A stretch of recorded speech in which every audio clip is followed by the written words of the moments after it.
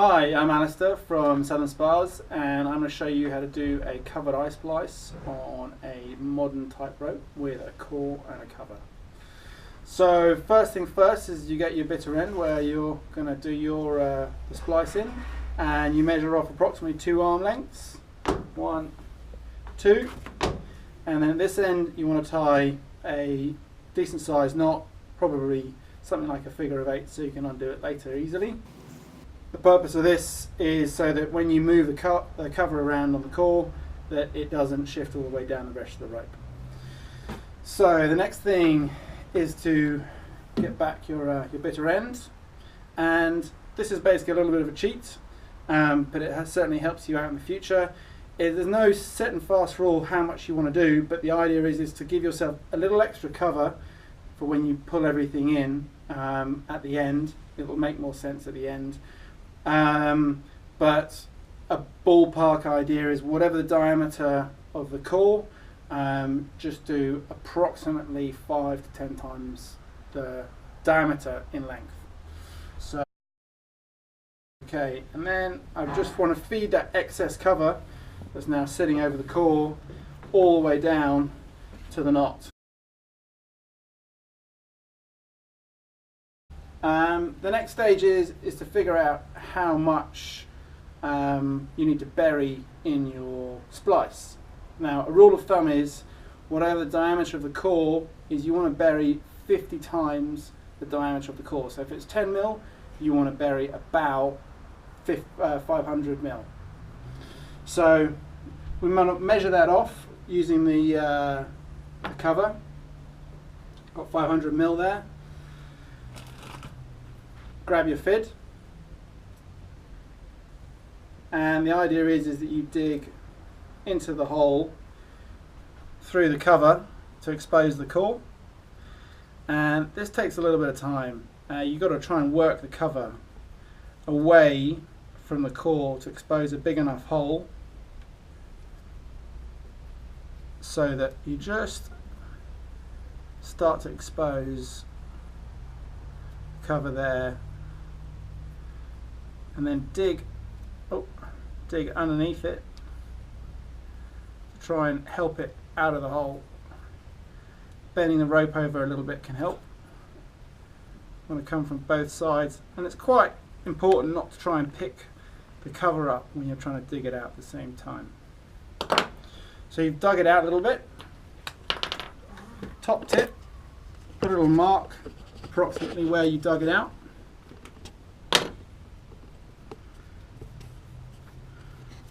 Pull that out now.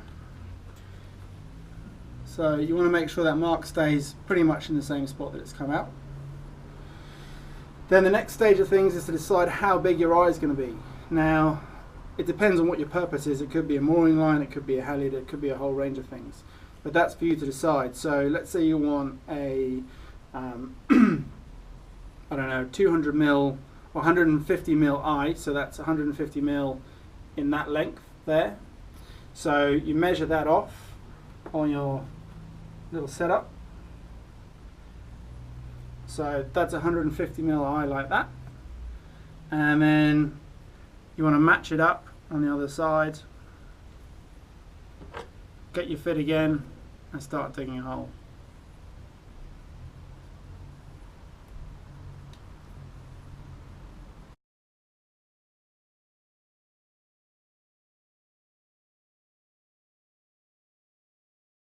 Okay, so you've got your mark approximately in the same position there, and then you want to mark this again just so you know roughly where you're at, and then hoof this out completely, and then so you've got your eye here, or what's going to end up being your eye, and you want to pull out a whole load of core, make your life easy. So you'll end up with a whole bunch of cover coiled up like that. Next thing to do is to grab your splicing needle, and then the idea here is that we're going to feed this cover here through this core here into this cover here. So you want to enter where you put your mark here. So this is the bitter end here direction, and that is the sort of, imagine it's going to your winch if you like at this end. So you want to start maybe 10 or 20 mil down from the splice, or from the mark, sorry. So you're going to be, that's where you want the rope to enter. So you're going to want to come a fair way back. So whatever if it's 500 mil you're burying, you're going to want to come back about 700 mil. So, and then you've got to feed your splicing needle down the center. Now when you're doing this, it's very important that you stay in the center, you don't catch any of the fibers on your way down.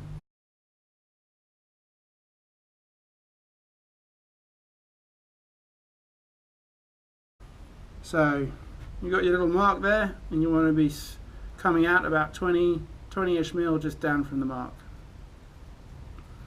Pull your splicing needle out,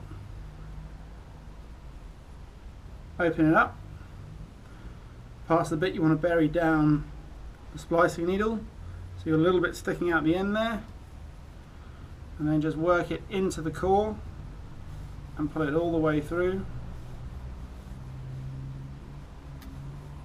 Out the other side, pull the splicing needle off. Find your mark for the bit you want to bury and your bitter end. Put the two together so it's halving the distance. And then basically you want the half at the bitter end is the bit that you're going to have to taper. The taper is quite important. So the idea is you pull out a small strand as you work your way towards the bitter end. And the purpose of this is that when the rope loads up, you don't have a great big step down within the core. And the importance of not having a step down is to make sure the rope keeps as much strength as it possibly can, because step downs create weakness in the rope. So you've pulled your bits out from the sides, and then you want to take your knife, cut those bits off.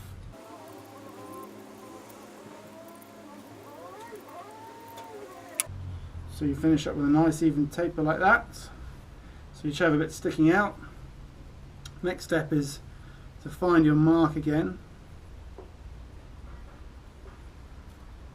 like so. So you have your mark, and you want your mark to be sitting where it enters the core, and then just hold it there like that, and then feed the rest of the core back over the bit you've buried. And you want to really work the rope here, the core, to ensure that all the excess is fully worked over the taper and as far as it will go. So you should have your point just there still. So now comes the point where that little cheat we did right at the start helps us out. So you've got your knot, and the idea is that we now feed the rest of this into here. That when we want to put the cover back inside itself so it looks pretty, it's actually a little easier to put your splicing needle in now than it is later. Bit of a cheat, but it makes life easy. So we'll put the splicing needle from the working end through, up and out like that, and we leave it sitting there. You generally want to bury about 10 to 20 times the diameter of the rope when it comes to the cover. I'll explain that in a bit. So now what we have to do is just feed the core back inside the cover.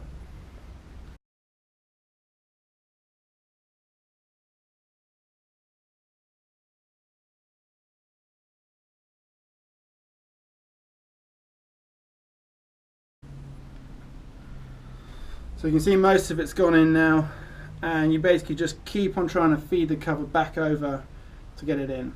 And that's the idea of having the knot on this end, so you've got something to pull against. Okay, so you can see that it's all fully gone in there. Still got my splicing needle in the hole, going through the rope, but you'll feel that the cover's gone super tight now. So another little tip to make your life easy for getting the cover in is get a hammer or a piece of bar or something with a bit of weight to it.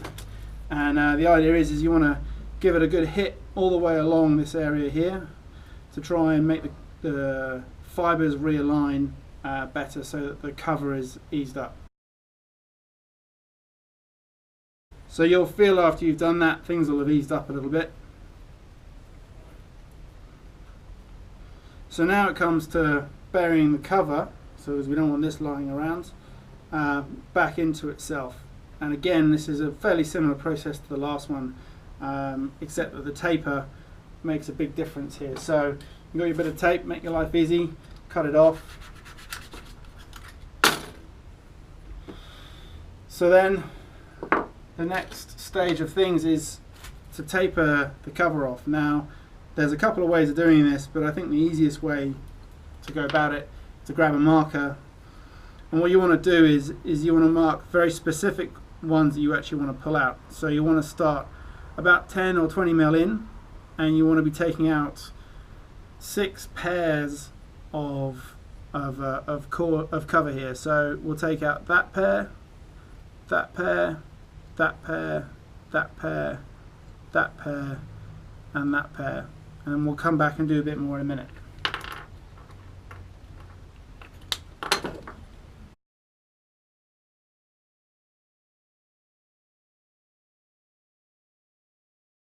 Okay, so we've got all these bits of excess sticking out, but there's a little more to do. So you've got this little bit left over, and what we want to do is to remove about 5 or 6 individual strands. It doesn't really matter which ones you remove, but the idea is generally to try and keep the actual braid, which will help a little bit later on. Okay, so grab your knife.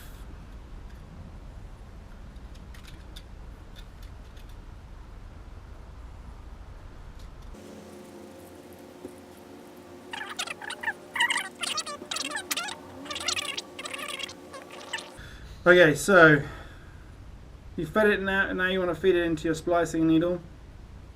The idea is you want to pull this all the way through here. Now you'll meet it with quite a lot of resistance, so my personal splicing needle has a little loop in the end that I can hook around something to really whale on. You might want to try and figure out something else.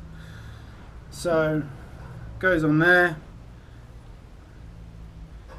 And when you pull it in, you just want to be a little bit careful with how you pull it in. Just make sure all the fibres are nicely lined up. Inevitably, when you start pulling it in, it will try and twist, so just keep an eye on that. So the first bit shouldn't be too hard.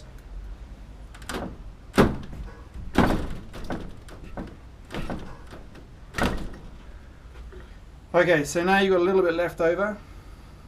Best thing to do, take your end here and just tie a bowline in the end. It's normally a little bit messy, but it doesn't have to be the best bowline in the world. You can hook the bowline around something and get this cover to go in properly. So it'll go in most of the way pretty easily, but you'll feel once again that the cover gets tight, and the best thing to do is just to try and work the cover to try and loosen it back up again. It'll get tight again, so once again grab your heavy device, give it a good hit.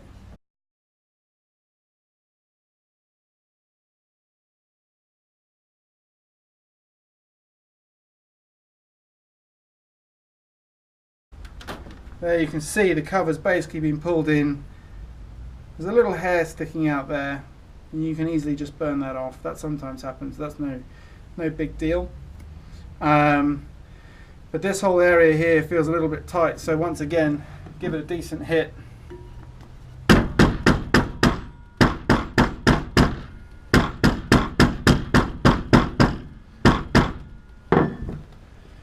and put this around something really decent and secure. And what you want to do is be able to put some serious load on this to make sure that the splice is pulled in properly.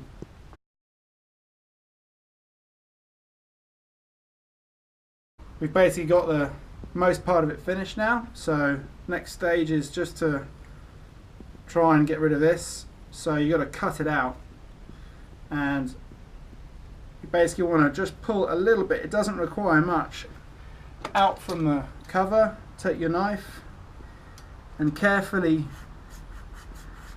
slice it close to the cover, so you've only got that much sticking out, and then once again work the cover back and forth, and you'll find it's just magically gone inside.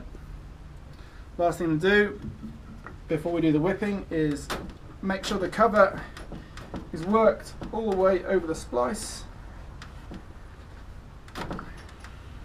like that. And then we have to do the whipping around here, and the importance of the whipping is to make sure the splice doesn't ease out when it's not under load.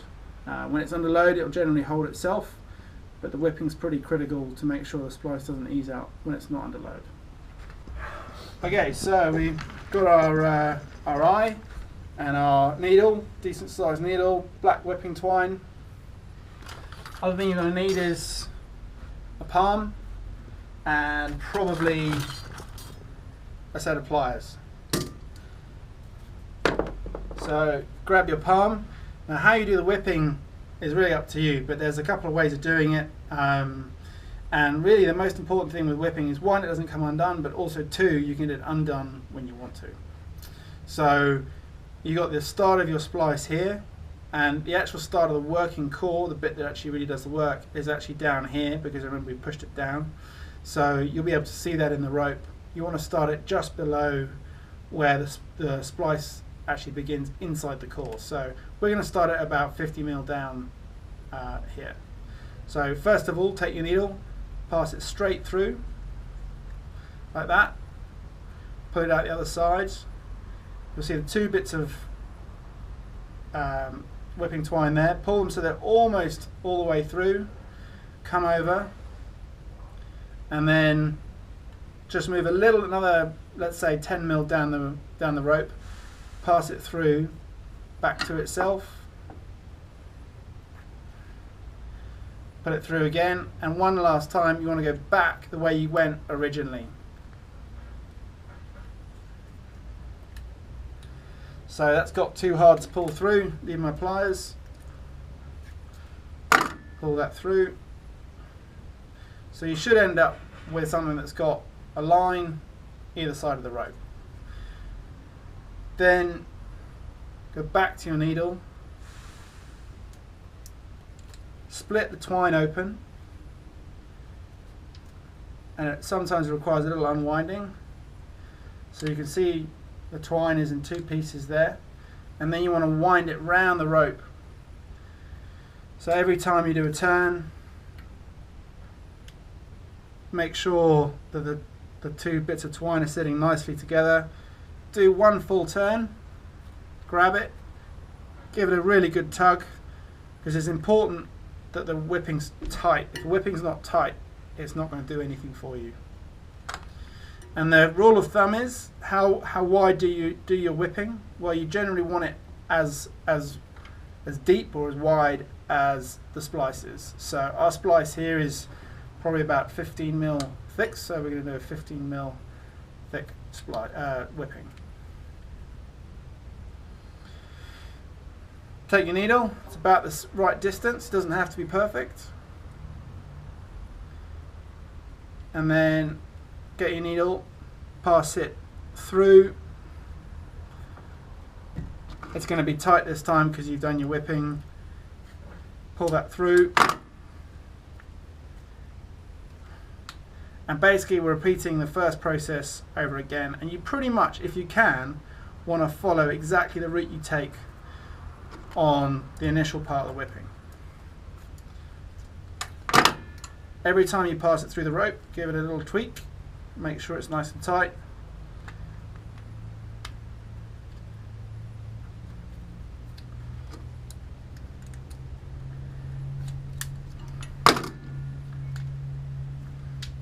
So once again, we've got our two lines running down either side. This is the bit is how you finish it. So you take your needle, you go underneath. When you go underneath, it's important you don't catch any extra fibers. You want to be passing fully underneath the bit of twine like that. Pass it over, and you're basically tying just a basic knot. Give that a really good tweak up so it goes nice and tight.